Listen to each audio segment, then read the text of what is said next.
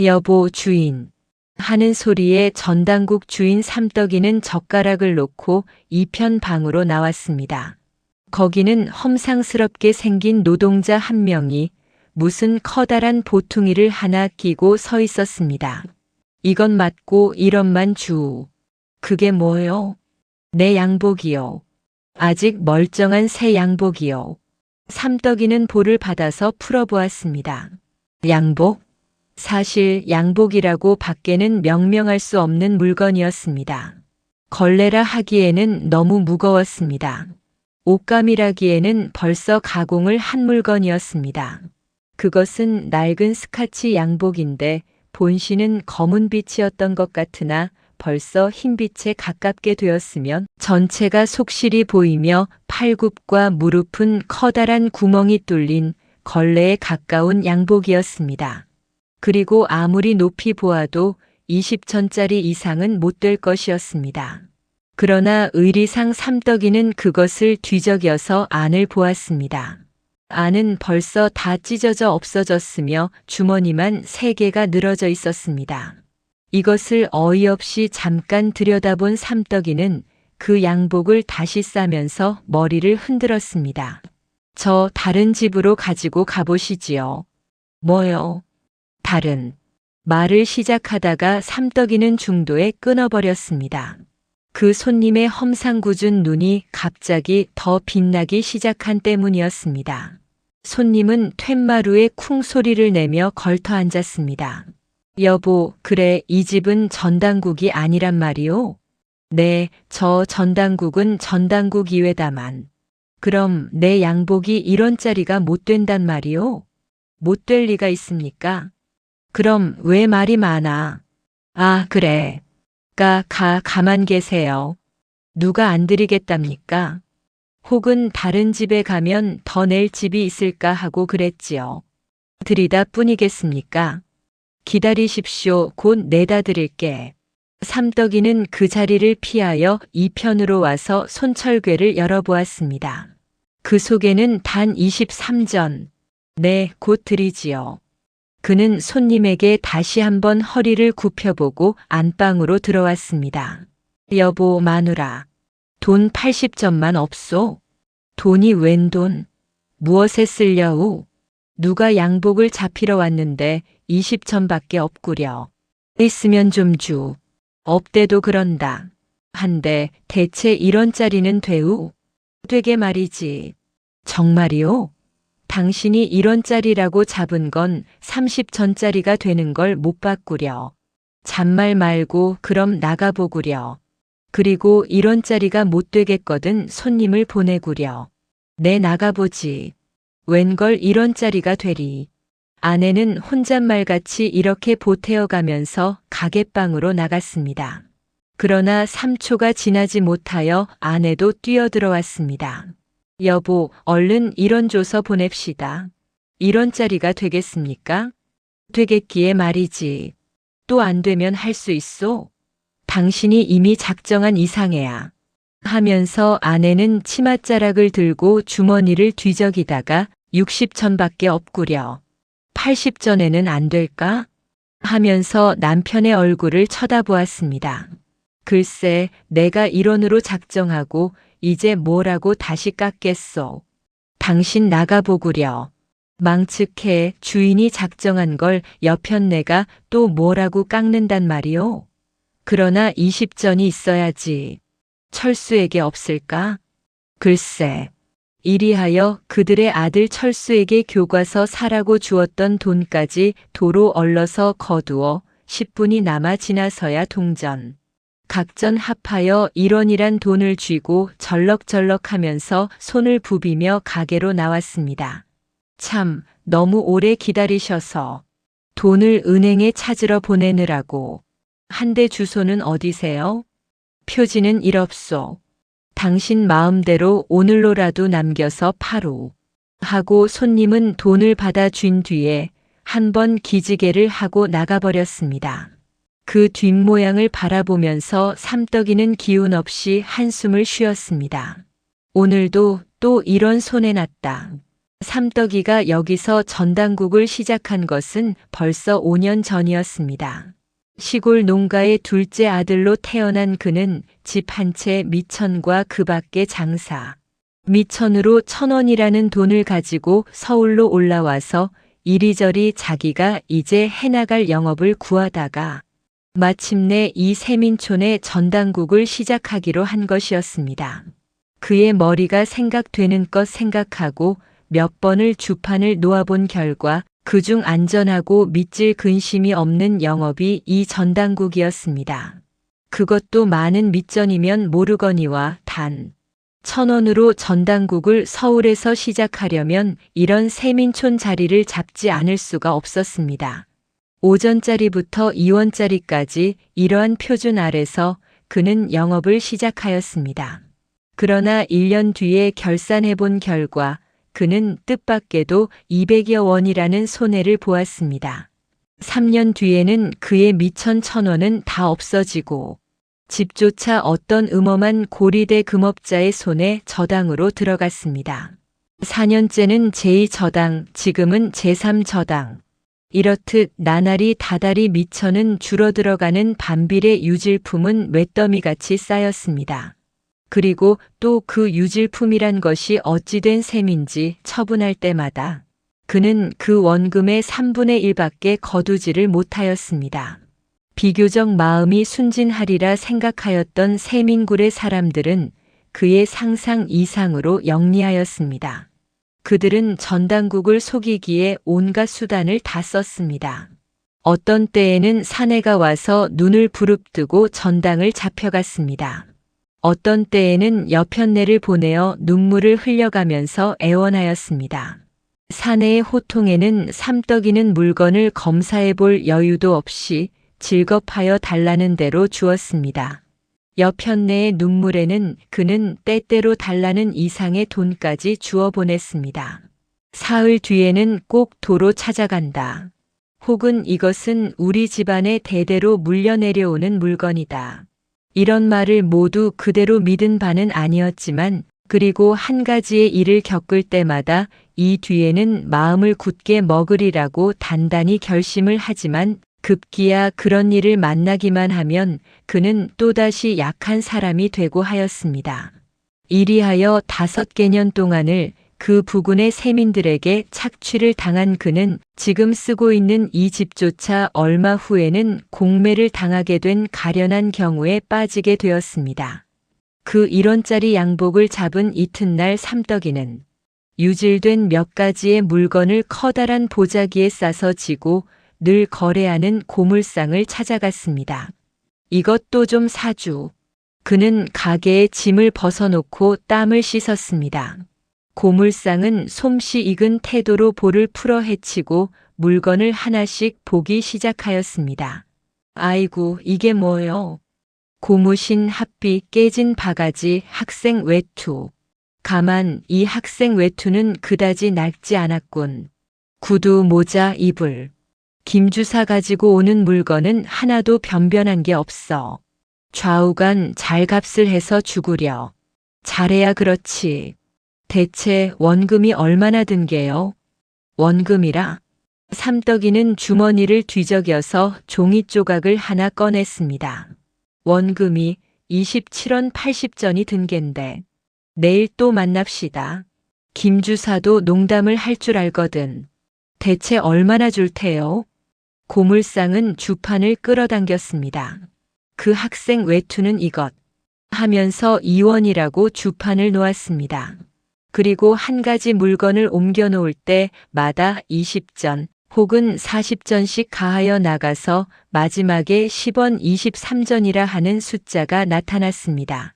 10원 23전, 에라 김주사 낯을 봐서 10원 50전만 드리지. 15원만 주구려. 어림없는 말씀 마오. 15원을 드렸다는 내가 패가하게.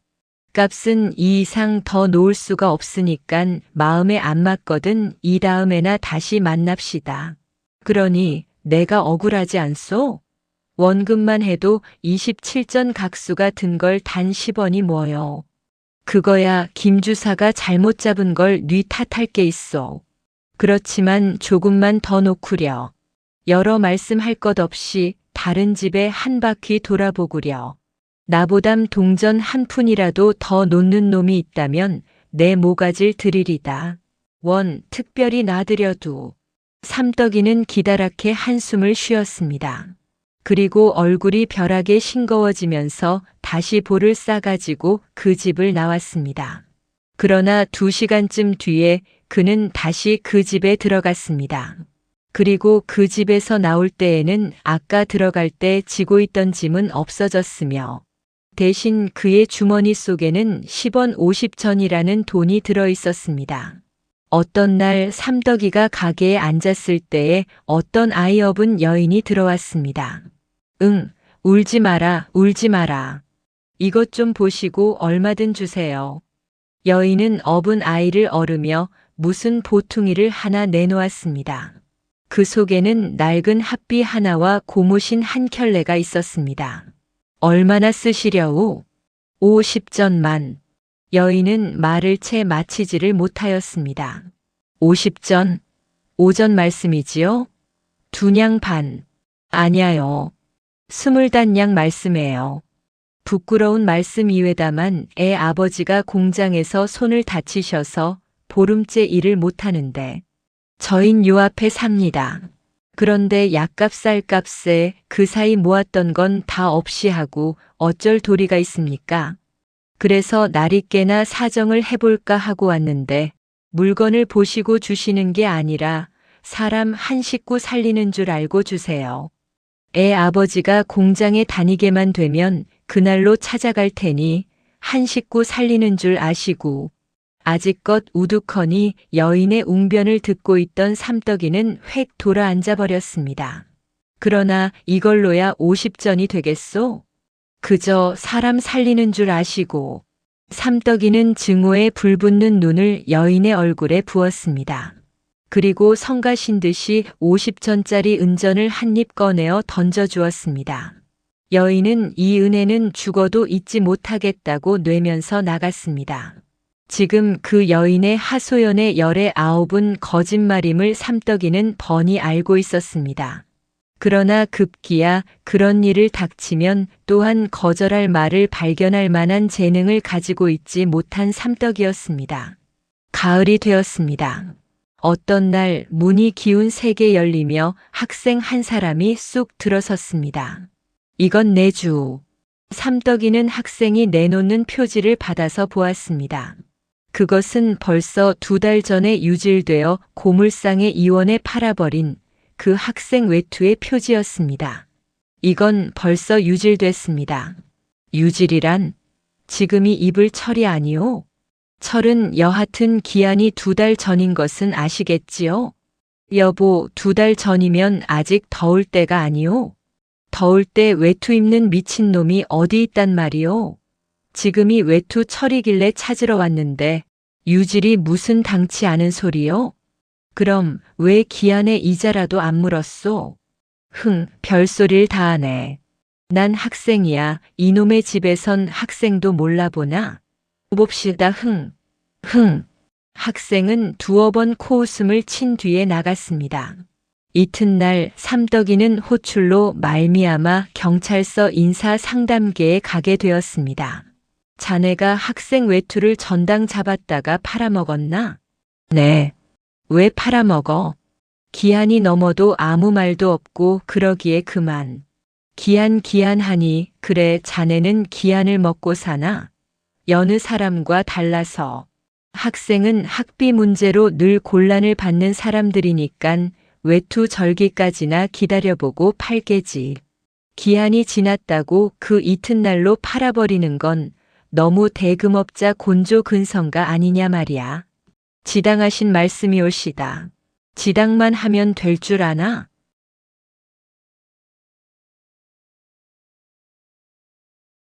그 외투를 어디다가 팔았어? 양양정 고물상이올시다. 아직 그 집에 있겠지? 아마 있겠습니지요. 얼마에 잡아서 얼마에 팔았나? 1원 90전에 잡아서 2원에 팔았습니다. 그럼 내 말을 들어. 네. 그 학생은 그 사이 6달 이자까지 갚겠다니깐 아마 2원 50전이야 주겠지. 그 돈으로 그 고물상에 가서 그 외투를 다시 사서 학생을 도로 내주란 말이야. 처분대로 합지요. 오늘 저녁 안으로 도로 외투를 물러오지 않으면 잡아 가둘 테야. 네, 황송하옵니다. 이리하여 땀을 우쩍 빼고 그는 경찰서를 나왔습니다. 그날 오후 그는 그 고물상과 1시간 남아를 담판하고 애걸한 결과 그 외투를 겨우 3원이라는 값에 도로 사기로 하였습니다. 그리고 원금 20여 원 어치 유질품을 지고 가서 그 외투와 현금 14원 각수를 찾아가지고 집으로 돌아왔습니다. 이튿날 조선신문 잡보란에 사집행한 전당업자라는 제목 아래 이런 기사가 났습니다. 시내 양양정 18번지에서 전당업을 하는 김상덕 37은 어떤 학생에게 사소한 금전을 대부하였던 것을 기화로 그 학생의 외투 70여 원짜리를 사집행하였던 일이 피해자의 고소로 탄로되어 종로서에 인치되어 엄중한 취조를 받았다더라. 이 기사를 보고도 삼떡이는 성도 못 냈습니다. 너무 온갖 걱정과 고생에 시달린 그는 지금은 모든 일을 되는 대로 내버려 두자는 커다란 천리를 깨달은 때문이었습니다. 겨울이 이르렀습니다. 인제는 미천이 없어서 새로 잡을 물건을 잡지를 못하고 유질품은 거의 처분해버린 그의 전당국은 마치 빈집과 같았습니다. 그는 아내의 얼굴을 보지 않으려 하였습니다. 아내는 그의 얼굴을 안 보려 하였습니다. 서로 만나면 걱정을 안 할 수 없고 걱정해야 활로를 발견할 수 없는 그들은 서로 얼굴을 보지 않는 것으로 얼마의 근심이라도 덜어졌거니 하였습니다. 어떻게 마주 앉을 기회가 생길지라도 그들은 서로 말을 하기를 피하려 하였습니다. 그러나 정 무거운 가슴을 참을 수가 없으면 먼저 한숨을 쉽니다. 여보, 어쩌려우? 아내가 먼저 남편을 찾습니다. 내니 알겠소? 설마 사람이 굶어야 죽으리. 에이 딱해. 아내는 팔을 오들오들 떱니다. 그러면 귀찮은 듯이 못 본 체하고 한참 위만 쳐다보고 있던 남편은 허허허하니 너털 웃음을 웃으며 번뜩 자빠져 버립니다. 이것이 이즈음의 그들의 살림이었습니다. 음력 섣달이 거진 가서 그들의 집은 마침내 공매를 당하였습니다. 그 3, 4일 뒤에 동아신문에는 커다랗게 이런 기사가 났습니다. 연말이 가까워 오면서 채귀에게 시달리는 여러 가지의 비극이 많이 일어나는 가운데 채귀가 채귀에게 시달려서 유랑의 길을 떠나게 된 사건이 있어서 일부 사회의 이야깃거리가 되었으니 그 자세한 내용을 듣건대 시내 18번지에서 전당국을 경영하던 김상덕은 본시 구미 출생으로 양양정의 빈민굴 가운데 전당국을 개업하고 온갖 포악한 일을 다하여 무산자의 피를 빨아서 호화로운 생활을 하고 있었는데 그 호화로움이 과하여 마지막에는 그 사이 모았던 재산 전부를 화류계에 낭비하고도 부족하여 무산자의 입질물까지 임의로 처분하여 많은 말썽을 일으키던 가운데 마침내 인과응보로서 거 27일에 재산 전부를 다른 채권자에게 공매된 바 되어 마침내 유랑의 길을 떠났다는데 일부 사회에서는 그것을 몹시 통쾌히 여긴다더라. 그로부터 한 달 각 직업 속에소며 공장으로 집안의 몇 식구를 행여나 살려볼 방도가 생길까 하고 삼떡이는 눈이 벌겋게 되어 돌아다녔습니다. 그러나 말세에 태어난 슬픔을 맛본 뿐 한 가지의 직업도 그를 받아주지 않았습니다. 이리하여 또 한 달이 지난 뒤에 위로는 채권자에게 아래로는 프롤레타리아에게 여지없이 착취를 당한 이 소시민의 한 사람은 그들과 같은 계급의 사람들이 같은 경로를 밟아서 행한 일의 뒤를 쫓아서 마침내 온 가족을 거느리고 사랑하는 고국을 등지고 만주를 향하여 유랑의 길을 떠났습니다.